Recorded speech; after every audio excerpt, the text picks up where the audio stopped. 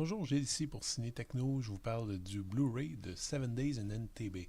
Le film de José Padilla est distribué par Universal et met en vedette Daniel Brühl, Rosamund Pike et Eddie Marsan, sorti en magasin le 3 juillet 2018. En 1976, un avion d'Air France est détourné de sa destination par des pirates de l'air. Les passagers sont pris en otage et gardés prisonniers en Ouganda afin de faire pression sur Israël pour libérer des prisonniers palestiniens. Je n'ai pas entendu parler de la sortie de ce film qui n'a pas fait beaucoup de vagues malgré son sujet chaud. On dirait que tout film qui traite de près ou de loin aux difficiles relations israélo-palestiniennes prête immédiatement le flanc à des critiques de toutes parts, tant les avis sur la question sont polarisés. Je me suis rendu compte que les critiques avaient également été assez mauvaises, globalement, pour ce trailer qui, à mon avis, ne méritait absolument pas tant de venin. En ce qui me concerne, j'ai trouvé ce dernier film du Brésilien José Padilla tout à fait correct, intelligemment écrit et assez audacieux par moments. Le truc qui va évidemment décevoir, outre le fait que la fameuse opération NTB décrite dans le film a déjà été présentée un paquet de fois au cinéma et à la télévision, c'est que le ton est froid et clinique et que les événements historiques manquent clairement de rigueur. Sur ce point, par contre, je dois admettre que le film assume ce côté dès le départ en indiquant dès les premières minutes que des libertés ont été prises.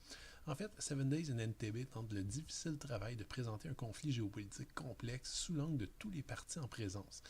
Le scénario s'attarde à peu près à part égale sur le point de vue des terroristes palestiniens, des révolutionnaires allemands qui les ont rejoints, des otages et des autorités israéliennes aux prises avec le difficile dilemme de négocier ou pas avec les pirates. Globalement, le travail de jonglage du scénario est étonnamment bien ficelé compte tenu de la durée du film et les raisons de chaque camp sont parfaitement claires, ce qui donne un film dans lequel aucun méchant ou aucun gentil ne se distingue dans sa morale. Rien que pour ça, à mon sens, Seven Days in NTB vaut le coup d'œil.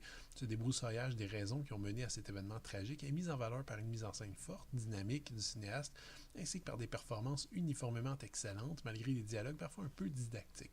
Mais bon, le film est quand même pas parfait, loin de là. Je sais pas pourquoi, mais le scénariste a décidé de prendre comme personnages principaux ceux qui sont finalement les moins intéressants, à savoir les révolutionnaires de gauche allemands qui ont décidé d'embarquer dans l'aventure pour des raisons purement idéalistes.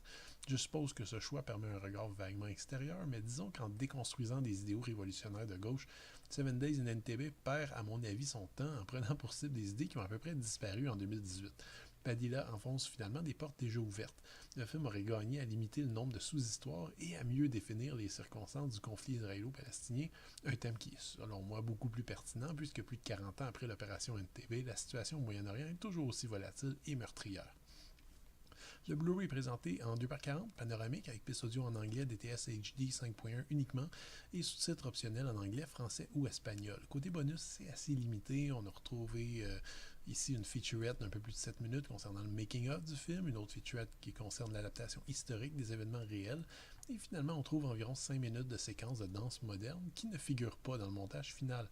Une copie digitale se trouve également dans le coffret. Ceux qui veulent en savoir plus sur ce détournement et l'opération militaire qui en a suivi vont rester sur leur faim. La bonne nouvelle, c'est que les documents sur le sujet ne manquent pas. Je vous suggère par exemple un livre tout récent de Saul David, Operation Thunderbolt, hélas pas encore traduit en français.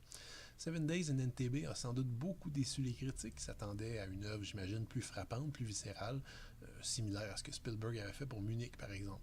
C'est à mon avis ce qui explique l'accueil très froid qu'a eu ce film. Personnellement, je le trouve très honorable, plein de bonnes intentions, très ambitieux, peut-être un peu trop, bien filmé, bien joué. Il y a aussi surtout le mérite d'éviter tout manichéisme, parfois peut-être un peu à l'excès, et d'inviter le spectateur à bien comprendre chaque camp dans ce conflit armé qui trouve encore écho aujourd'hui. C'est un film qui s'adresse clairement aux neurones plus qu'au sens. C'est parfois davantage une thèse didactique qu'une vraie recréation historique, mais je pense quand même que le film mérite qu'on lui donne une deuxième chance. C'était Gilles, merci, bon visionnement.